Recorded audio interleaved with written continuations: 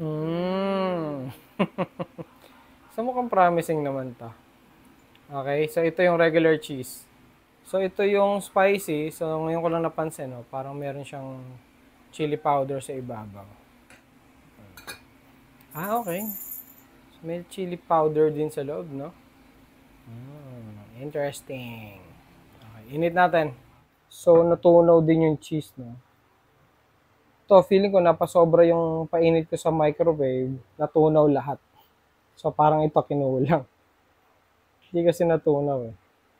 Ito muna tirahin natin. Ito yung una kong ininit eh. So far, trip down ni Nix. Itong regular, hindi spicy.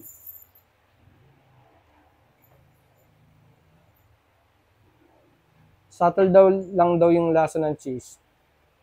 Pero masarap daw yung bread. Total naman. Okay.